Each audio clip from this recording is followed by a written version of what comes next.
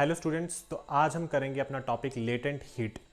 तो thermal properties of matter में आज का हमारा टॉपिक लेटेंट हीट रहेगा, जिसके हम दो टाइप्स पढ़ेंगे, latent heat of fusion and latent heat of vaporization. तो स्टार्ट करते हैं, पहले लेटेंट हीट की डेफिनेशन क्या होती है। So it is defined as the amount of heat required to change the to change the unit mass of a substance at constant temperature and pressure. तो definition क्या कहती है कि कितनी हीट की रिक्वायरमेंट होगी अगर हम क्या करें, अगर हमें एक unit mass of a substance को चेंज करना है उसके कांस्टेंट टेम्परेचर और प्रेशर पे। एग्जांपल के तौर पे जैसे मान लो आपके पास क्या है कि आपके पास एक सॉलिड कोई आइस क्यूब है, ठीक है, क्या है आपके पास कोई सॉलिड आइस क्यूब है, और आपने क्या करना है, आपने क्या करना है, इसकी जो स्टेट है वो चेंज करनी है। जैसे आपने सॉलिड से इसको क्या बनाना है, मान लो लिक्विड फॉर्म में बनाना है, यानी कि मान लो आपने इसको लिक्विड फॉर्म में चेंज करना है, सॉलिड से लिक्विड बनाना है, लेकिन जो टेम्परेचर रहना चाहिए आपका, that temperature should be constant, that temperature should be constant. तो इसके लिए जितनी हीट की इसको रिक्वायरमेंट होगी, जितनी क्यू हीट की इसको रिक्वायरमेंट होगी, उसे हम क्या कहेंगे, उसे हम कहेंगे लेटेंट हीट। तो लेटेंट हीट बेसिकली कब होती है, जब आपके पास टेम्परेचर जो है वो कांस्टेंट रहे, जब आपके पास टेम्परेचर क्या रहे, कांस्टेंट रहे, और साथ में जब आपके पास जो है क्यू हीट आप क्या करें, कुछ क्यू हीट इसके अंदर कुछ क्यू हीट को आप सप्लाई करें, ठीक है। तो उस केस में हमारे पास क्या हो जाता है, ये लेटेंट हीट हो जाता है। समझ गए बात को। तो लेटेंट हीट के हमारे पास क्या है, दो टाइप्स होते हैं। तो चलिए वो टाइप्स को डिस्कस कर लेते हैं। तो जो हमारे पास फर्स्ट टाइप यहां से रहेगा वो कौन सा है, फर्स्ट टाइप है हमारे पास type 1 is latent heat of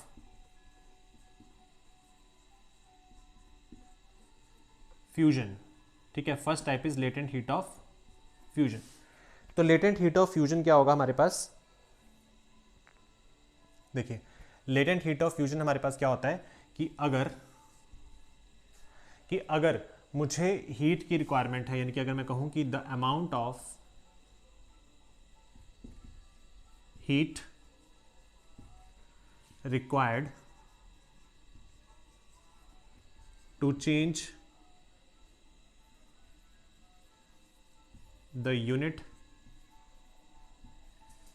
mass of a solid to liquid at its melting point,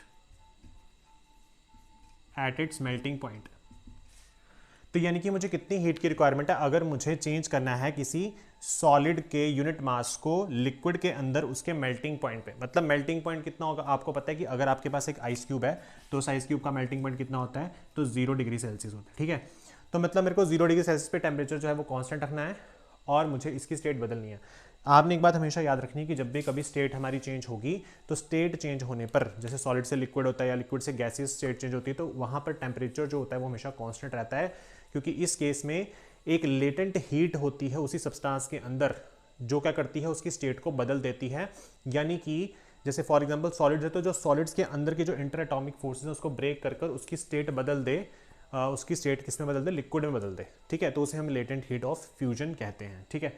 तो देखिए मान लीजिए आपके पास 0 डिग्री सेल्सियस पे क्या है, एक आइस क्यूब है, और आपने क्या किया, आपने इसको क्यू हीट ट्रांसफर की और अब ये वाटर में चेंज हो गया, ठीक है। किसमें बदल गया, वाटर में बदल गया, लेकिन अभी भी टेम्परेचर कितना है, 0 डिग्री सेल्सियस है, अभी भी टेम्परेचर कितना है, 0 डिग्री सेल्सियस है, ठीक है। दूसरी बात क्या याद रखनी है, इसका फॉर्मूला क्या होता है, लेटेंट हीट ऑफ फ्यूजन को हम डिनोट करते हैं LF से। किससे डिनोट करेंगे, LF से। LF बराबर होता है Q divided by M। LF is equals to Q divided by M। Q जो है वो हीट है और M है unit mass of a substance. हम यहाँ से अगर Q निकालना चाहें तो हम इसे MLF जो है इस फॉर्म में लिख सकते हैं, ठीक है। तो यहाँ से आपने ये वैल्यू जो है वो इसकी याद कर लेनी है। फॉर्मूला याद होना चाहिए LF का, और Q is equal to MLF, ये हम लगाएंगे जब हम न्यूमेरिकल को यहाँ से सॉल्व करेंगे। इसके बाद जो दूसरा हमारे पास इसका टाइप आता है वो है लेटेंट हीट ऑफ वेपराइजेशन, ठीक है। Second type is latent heat of vaporization.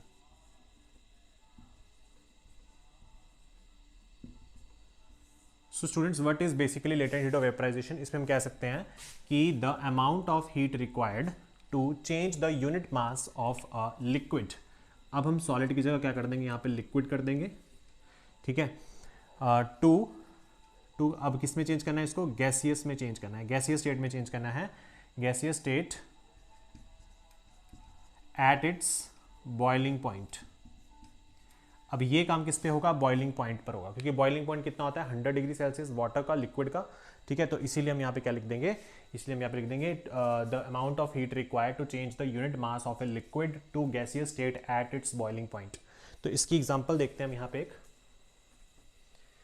तो इसकी एग्जांपल क्या हो जाएगी, जैसे फॉर एग्जांपल कि आपके पास क्या है, आपके पास यहाँ पे क्या है, वाटर है, ठीक है। मान लो ये वाटर है और वाटर जो है इसका टेम्परेचर है 100 डिग्री सेल्सियस। 100 डिग्री सेल्सियस से जो टेम्परेचर है वो सेम रहेगा, लेकिन इसी से स्टीम बन जाएगी, ठीक है। 100 डिग्री सेल्सियस टेम्परेचर रहेगा, लेकिन इसी से क्या बन जाएगी, स्टीम बन जाएगी। और ये जो स्टीम है ये भी 100 डिग्री सेल्सियस पे ही होनी चाहिए। तो इस केस में जो आपकी हीट Q होगी वो बराबर हो जाएगी mLV के। Basically latent heat of vaporization को हम LV से डिनोट करते हैं, और इसका जो फॉर्मूला होता है वो होता है Q/m। सेम फॉर्मूला तो वही रहेगा, Q/m, ठीक है। तो यहाँ से Q की वैल्यू हम क्या लिख सकते हैं, m × LV। तो वही फॉर्मूला हमने यहाँ पे हीट की फॉर्म में, इसको यहाँ पे लेटेंट हीट की फॉर्म में यहाँ पे हमने इसको लिख देना है। तो ये होती है सेकंड टाइप आपका लेटेंट हीट ऑफ वेपराइजेशन, और इसमें 100 डिग्री सेल्सियस पानी है तो स्टीम भी 100 डिग्री सेल्सियस पे ही रहेगी। इसके बाद हम एक न्यूमेरिकल करके देखते हैं, और उस न्यूमेरिकल से आपको क्लियर हो जाएगा कि जब हमें स्पेसिफिक हीट कैपेसिटी और लेटेंट हीट को एक साथ यूज कर उस न्यूमेरिकल को सॉल्व करेंगे, ठीक है। तो उसको भी आगे देखते हैं।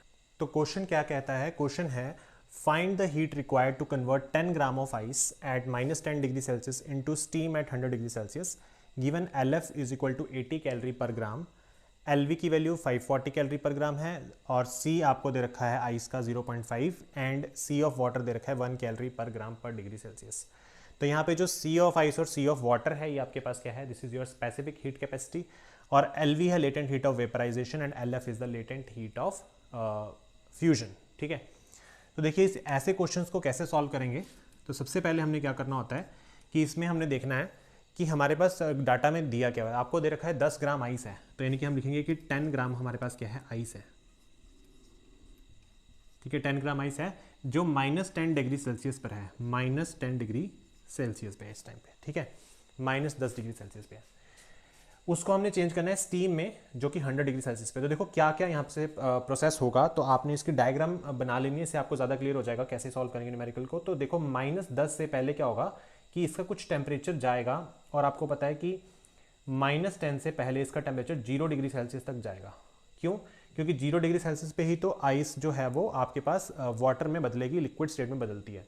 तो 0 डिग्री सेल्सियस आ गया, तो यहाँ पे टेम्परेचर चेंज हुआ है लेकिन स्टेट नहीं बदली है। तो जब टेम्परेचर चेंज हो जाता है और स्टेट चेंज नहीं होती है तो वो होती है स्पेसिफिक हीट कैपेसिटी। तो यहाँ पे जो आपकी हीट आएगी Q वो आएगी mc∆T, ठीक है। इतनी हीट लगी इसको, इसकी जो है टेम्परेचर चेंज होने पे। उसके बाद 0 डिग्री सेल्सियस से आगे क्या होगा कि आपके पास 0 डिग्री सेल्सियस से 0 डिग्री सेल्सियस टेम्परेचर रहेगा, और साथ में इसका वाटर बन जाएगा, और साथ में यहाँ पे जो टेम्परेचर है वो सेम 0 डिग्री सेल्सियस, लेकिन स्टेट बदल गई है, अब ये पानी बन चुका है, वाटर बन चुका है। तो यहाँ पे जब टेम्परेचर सेम होगा तो आप यहाँ पे क्या लगा देंगे, MLF। MLF क्यों लगाना है, क्योंकि लेटेंट हीट ऑफ फ्यूजन है, ठीक है। तो फ्यूजन वाले केस में आपको पता है कि जो सॉलिड चीज़ है वो लिक्विड में चेंज हो जाती है, मेल्टिंग हो जाती है, मेल्टिंग पॉइंट पर ये चीज़ होती है, ठीक है। आगे चलते हैं। 0 से अब टेम्परेचर कहाँ तक जाएगा, हमें कहाँ तक लेके जाना है, स्टीम तक पहुँचना है 100 डिग्री सेल्सियस पे। अभी पहले पानी जाएगा, पहले आपके पास वाटर जो है वो चला जाएगा 100 डिग्री सेल्सियस पे, ठीक है। वाटर 100 डिग्री सेल्सियस पे गया है, टेम्परेचर चेंज हुआ है, तो फिर से क्या लगा देंगे यहाँ पे mc∆T। जिसको mc∆T के बारे में नहीं पता वो पिछले लेक्चर्स देख लेना, वहाँ पे मैंने आपको बताया है कि जब टेम्परेचर चेंज होगा तो हम mc∆T लगाएंगे, specific heat capacity. Last step में क्या होगा यहाँ से, अब टेम्परेचर, अब हमारे क्या पास बनेगी, हमारे पास बनेगा स्टीम, यहाँ से स्टीम बनेगा, मतलब वेपर्स फेस यहाँ से आ जाएगा। तो यहाँ से आप लगाएंगे MLV, latent heat of vaporization, और टेम्परेचर तो देखो 100 डिग्री सेल्सियस ही रहना चाहिए, क्योंकि आपको पता है कि टेम्परेचर सेम हो और अगर स्टेट चेंज हो जाए तो हम MLV लगाते हैं। तो बस कुछ नहीं करना, अब हमने यहाँ पे पूरी हीट कैलकुलेट कर लेनी है। टोटल हीट Q क्या आ जाएगी, सबको ऐडअप कर देना, इसको और इसको, इन सबको हम ऐड कर देंगे। तो देखो फर्स्ट हमारे पास M की वैल्यू कितनी दे रखी है, M यहाँ पे किसका मास है, आइस का। क्वेश्चन में सिर्फ एक ही मास दे रखा है आइस का, यानी कि 10 ग्राम ही आइस होगी, इंटू C ऑफ आइस दे रखी है 0.5। टेम्परेचर में ∆T कितना चेंज आएगा टेम्परेचर में, तो देखो टेम्परेचर पहले कितना था 0। फाइंड टेम्परेचर को कैसे लिखते हैं, अगर आपके पास डेल्टा टी होगा तो आप लिखेंगे final temperature minus initial temperature. ठीक है, इस तरीके से लिखना। तो देखो टी फाइनल कितना है 0, उसके बाद माइनस लगाएंगे आप, और इनिशियल कितना है -10, तो आप -10 लिख देना इस तरीके से, प्लस MLF, तो M कितना है आपके पास, M तो अभी भी 10 ही है। LF की वैल्यू देखिए क्या है आपके पास, LF है आपके पास 80, तो यहाँ आ जाएगा 80।